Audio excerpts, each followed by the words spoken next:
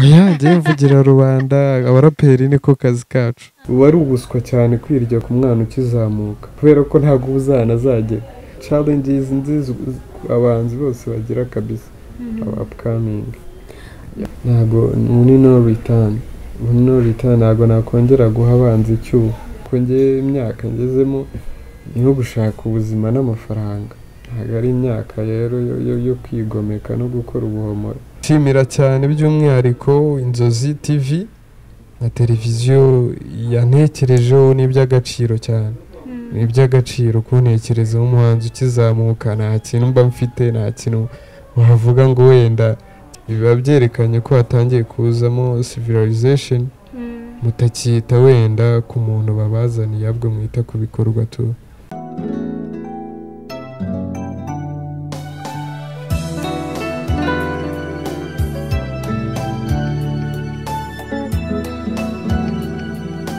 ni Inzozi Online TV ni ibyishimo nanone kuba turi kumwe namwe tubaye ikaze mu kiganiro turushaho no kubifuriza gukomeza kugira umwaka mushya kandi mwiza. Uyu munsi rero twasuye umuhanzi yo so hustling tu muri town ya Kigali hakora ibiceri tureba iyo nahereye 2014 mbazanira round road bakiza abanyiriza connection yiracyari down hasi cyane ntawe ufasha hadakura ibyo ndayoka cyane one day uzabuvuga iyo mbikora nkamufata nkamufasha nkamutumbagiza kamamara yeah man this is Pays Up original blessings mwakoze cyane kungenera umwanya. This is Inzozi TV, don't touch the other one. Yeah. Pays Up tuguhaye ikaze mu kiganiro. Yes. Ariko Pays Up ntekereza ko ari izina ry'akazi. Yeah, ni izina ry'akazi. Buriya n'abafana baba bakeneye kumenya amazina. Yeah, amazina bwite yanjye nitwa Shyaka Josephat. Pays Up ni iry'akazi bisanzwe tu. Pays Up ni muntu ki? Pays Up ni muntu ki yakora iki? Yeah, Pays Up ni umuntu usanzwe ukorera imirimo isanzwe. Se narenze ikindira. Pays Up avuka mu muryango w'abana bangahe? Ikipe ya football. Abantu benshi cyane kabisa. Pays Up avuka mu muryango w'abana 7. Yeah. Akaba ari wa nyuma bishyiraho nabyo. Aya. Usanga ari nawe wa mbere tu. Hanyuma Shyaka kubera iki izina Pays Up ari ryo wahisemo gukoresha ubundi izina Pays Up riva kuki? Yeah, izina Pays Up rero ni izina riba rifite ubusobanuro bwinshi. No kuvuga ngo pay bundi expressing pay attention. Like pay attention, ushobora gupaying attention ku kintu runaka. Ya naho zap yo ni ikintu gisanzwe no kuvuga nk'ikintu wenda cyahaminga cyangwa se cya destroyinga cyangwa cyakwica fast tu no kuvuga rero pay attention kuri icyo kintu rero nta wundi ni njyewe tu. Yeah. Hanyuma hari indirimbo yawe nshyashya twabonye irimo iratrendinga cyane mu social media niyo tugira ngo utubwireho. Yeah, iriya ndirimbo nshyashya yitwa Mbisa. Niyo ndirimbo mperuka hari hashize igihe kinini cyane ntakora. Yakozwe na producer Santana. Hanyuma director wayo muri video ni Stanley Karinikoti. Navuga yuko wenda ari ibyo ngibyo kandi ashimira n'abantu cyane ku ma reactions bagiye bamereza kuri iriya ndirimbo. It's a big pleasure. Yeah. Utubwiye ko iriya ndirimbo ariyo iheruka bivuze ngo ntago ariyo ndirimbo yawe ya mbere. Indirimbo ya mbere wakoze ni iyihe? Indirimbo ze ni nyinshi. Indirimbo ni nyinshi kabisa kubera ko natangiye muziki kera ko navuga ko wenda indirimbo ya mbere navuze ko nkoze wenda ntangiye kariyeri. Ni nk'indirimbo nakoreye muri Green Ferry kera 2015 ndumva ariyo natangiriyeho nahise mpava niyo yonyine nakoreye mitangiye gukorera Nyamirambo nkora nazindi nk'ebyiri ndumva yari nk'iya 7 like ariko yamenyekanye abantu bamenyeyeho ni Landlord hari hashize imyaka nk'ibiri nyikozeyo nongeye gukora nkora iyi ngiyi niyo mpamvu mvuga ko hari hashizemo igihe kinini. donc wagarutse ugaruka muri Mbisa. Nagarutse muri Mbisa. Indirimbo Mbisa ni ndahari uri kubwira ngo kubisa. ni ukuvuga ngo Mbisa rero bisa nawe wabibwira umuntu ukuvuga ngo nk'uko Carlos uvuga ati winduhiriza ubusa urimo unyumvira ubusa niba udashaka kumfasha cyo mvira mu nzira mbisa.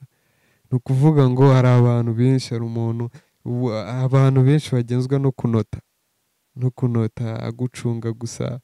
Wa muntu uhereza activity ukora ntabe yakubwira ati ni bibi cyane byiza ukabona ari aho gusa. Ba bantu bafentana tu niho umuntu ababwira abantu nyine batari ingenzi muri life yawe tu ntibakubise noneho wowe wabona noneho nawe akamaro bagufitiye akamaro tu. Iby'ingenzi byose bitari iby'ingenzi bikubise hanyuma biha akanya iby'ingenzi. That's what's up. Wabikoze se ari nka message ushaka gutanga cyangwa ni true story? Hari no kuntu umuntu akamugora ngo ajye kwandika indirimbo ngo afate umwanya ajye kwandika we agahita nyine atekereza ibye. Ngiye kuva na kera nkora ubundi umuziki, nkura inspiration muri society. Abahanzi rero tuba dufite ahantu henshi dukura inspiration. Hari ukura inspiration kuri sex, hari ukura inspiration kuri drink, hari ukura inspiration wenda kuri drip. Hari rero n'ukura inspiration muri society, lifestyle we muri society. Aho niho merereye rero ngewe. Ni ukuvuga ngo rero ibyo ni ibintu bya buri munsi, ni ibintu byambaho, ni ibintu byakubaho, ni ibintu byaba kuri uriya mugabo. Ngiye mvugira rubanda, abaraperi niko kazi kacu. Tuvugira rubanda nanjye ariko byanabada. Hashize rero imyaka 2 tutabona indirimbo nshyashya. Ese muri iyo myaka 2 wari uhugiye mu biki? Ndumva iriya Landlord nayikoze nkikiri mu mashuri, nayo nkiri mu wa 2 kaminuza.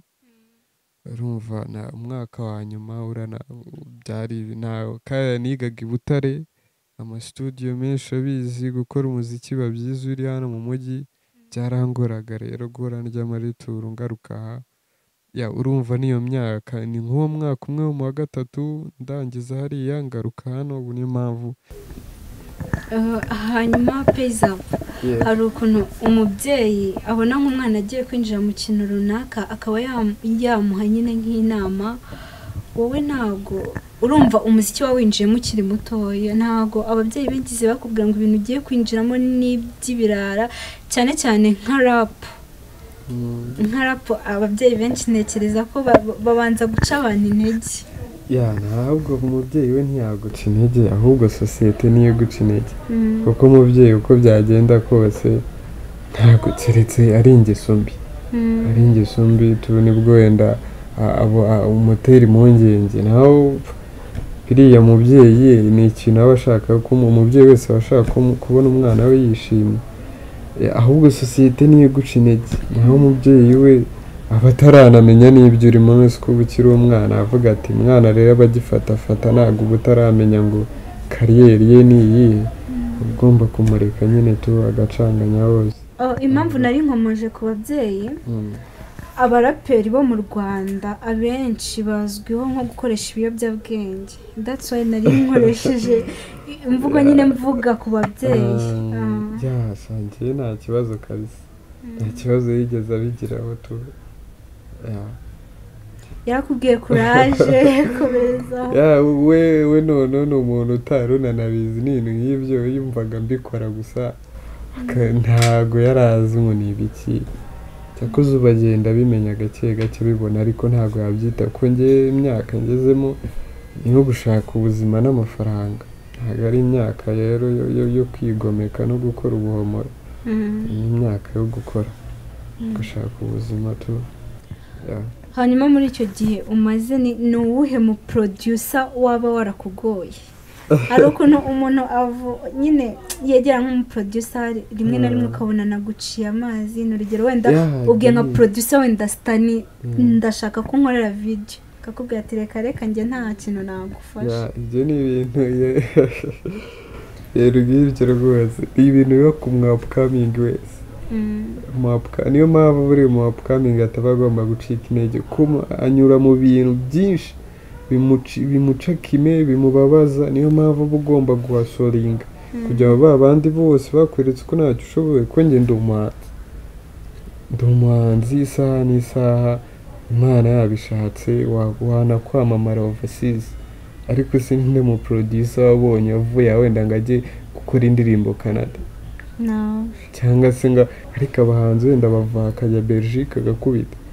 Urumva ni ukuvuga ngo rero wari ubuswa cyane kwirya ku mwana ukizamuka, wari ubuswa bukomeye bya hatari kubera ko ntabwo uzanazagera wa wundi rero w'umusitari wo ufata nk'umusitari wa hano mu Rwanda akaba ari uhari respect kandi buriya aba yarakweretse ibyo ashoboye.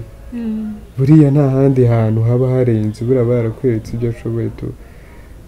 Naho kuri icyo kibazo cyawe rero navuga ko nta muproducer wangoye kubera ko ntago akenshi nigeze ndiringa n'abaproducer.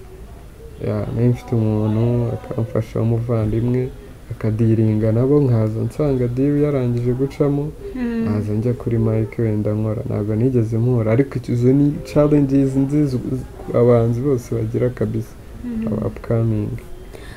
Icyiza rero buri umuhanzi ukunyuza imbere wajya umufasha nk'uko wumva ufasha umucelebrity cyangwa nkandi, kuko ejo n'ejo bundi ntabwo uzi icyo azavamo. Hanyuma nkawe Pays Up, ninde muntu ufata nka role model wawe mu muziki hano mu Rwanda ndetse no hanze yarwo? Ubundi umuziki ukuntu uba umeze, njyewe mu busanzwe nikundira imiziki ya Fireman. Nikundira imiziki ya Fireman, nkunda hardcore, nkunda lyrics ze, nkunda flows na rhythms ze. Ariko ni ukuvuga ngo nk'umuhanzi ntabwo uba ugomba gustakinga ku muntu umwe, ngo uba ugomba gufatafata. Nimba yakoze icyiza ukakimukuraho, nimba yakoze icyiza ukakimukuraho. Naho hanze nimba ni ukuvuga ngo umuhanzi wowe ugomba kuinspiringa na generation, ukongera ukinspiringa na buri muhanzi n'indirimbo. Atari ukuvuga ngo uyu wenyine, kuko ugiye gustakinga ku muntu umwe wasanga n'ingeso zimbi ushaka kuziga. Hanyuma tugaruke kuri iriya ndirimbo Mbisa. Ni indirimbo imaze kugira views zitari nkeya, iri kugenda ikundwa n'abantu. Ni iki wabwira abafana bawe? Ni iki wazaniye muri uyu mwaka gishya? Ibintu bishya birahari pe. Ubu ngubu nkuko nagiye mbivuga n'ahantu henshi, ntabwo no return, ntabwo nakongera guha abanzi icyuho, ntabwo nakongera guha abakompetiti icyuho. Binkundiye muri uku kwa mbere cyangwa ukwa kabiri naba mfite indi ndirimbo hanze. Hanyuma icyo nabwira abafana bo bakomeze babe royo ku muntu, ureke gufenta umuntu. Just nimba wumva yuko koko hari ikintu nakoze ukacyumviriza ukumva yuko hari aho kigukoze, ujye ubinyereka. Nimba ubona yuko hari n'ikintu wenda cyagakwiye gukosorwa, niyo mpamvu haba hari iriya comment section kuri YouTube, urajyaho ukandikaho uko wiyumva ko wabonye igihangano, ibyo unenga ukabinenga, nkazamenya ibyo nkosora no mu butaha, kandi bakomeze bashyigikire ko ibintu ni abantu, nta n'umuntu ni abantu. Burya tugizwe n'abantu, ugizwe nanjye ngizwe nawe, that's what's up. Hanyuma uretse wenda umuziki, hari iyindi mirimo ufite uri gukora ku ruhande? Imirimo hari yindi nyine iri aho ngaho ariko umurimo ugufasha kuba muri Kigali ukabona nta n'icyo urya, ndakeka ko biba bibaye tu, irahari mu ijambo rimwe tu. Uvuze ngo umurimo ugufasha kuba muri Kigali nkaho utavukiye muri Kigali? Ntabwo navukiye muri Kigali, of course. Ntabwo navukiye muri Kigali, mu rugo ku ivuko ni Muhanga.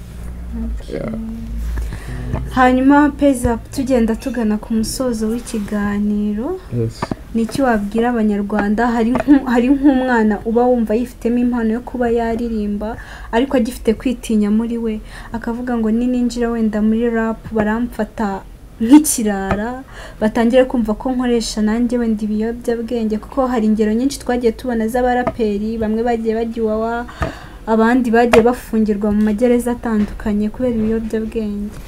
Ubundi iriya ni kamere y'umuntu wundi bisanzwe kurimo ntabwo ari ukuvuga ngo hip hop niyo ituma unywa drugs iriya ni kamere uba usanzwe wifitemo ni ukuvuga ngo ni uburara n'ubundi buba bukurimo ntabwo rero hip hop ari cyo kintu kuba ngo uri umuhanzi uririmba hip hop ngo bikumotiva kunywa drugs. Hari n'abantu baba R&B baba afrobeat baki hari noneho n'abadakora na kimwe muri ibyo ngibyo ariko banywa drugs. Rero ikintu namubwira umuntu nk'uwe aba agifite mindset iri down kabisa ahubwo we yaza agacanganya hakiri kare ko yaba ari gukererwa akaza agacanganya akareba nimba bizacamo kuko bari kwitinza fanate. Hanyuma hari nk'umuntu wenda ushobora gutangira nk'ikiganiro hagati utaturebye dutangira nifuzaga ko waduha akapera ku ndirimbo Mbisa. Umugabo zarekera kwitwa umugabo igihe cyose azamuye ikiganza cyiwe nkana agakubita umugore bafitanye umwana yibwira ko amuhana.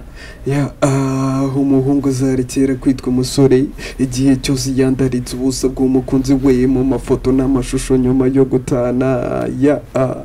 Let me tell you, ibaze ko babayeho nkaho naherezo nyuma yo gupfuga sanga ko kimaniriho wowe jya ukora ibyiza udategereje kororerwa jya ufasha abababaye udategereje amafoto nubwo njye ndi hasla gangsta mpamya neza n'umutima wanjye yuko nubwo ntari ntamayera nk'uko yibishaka sindi kiruri iki kimungu bwoko bw'uwiteka ubwe mukobwa uhora n'utujaho uzimenya niyo chapitre ya nyuma maze ukaba umurozi buri wese akora ibye acunga ibye amenye ibyaho guhemuka uzahitemo uhemukirwe iby'isi n'amaco yenda acungira kuri Gaddafi yatunze byinshi akora byinshi ariko suba arihe ntuzapfe n'umuntu amafaranga cyangwa ibiryo ntuzikanga umwanya mwiza wicayemo. Hanyuma tugenda tugana ku musozo peza hari abantu ushimira wenda abantu ufite ku mutima bagufashije muri iriya ndirimbo Mbisa kuva mu itangiriro ryayo kugeza igeze hanze abantu bagatangira kuyibona. My brother Stanika Runikoti director wayo n'umuproducer wanjye unkorera kuva kera Classic Beat Blessings Manzi Oswald kuba yarantije location yari nziza cyane kandi byatworoheye gukora n'amasaha y'ikirenga kubera twari dufite location iri safe. Appreciate n'abandi bantu bose bagiye bari kuri set Abdul Karim Steven n'umuryango wanjye bavandimwe banjye bagiye bamfasha muri financial means.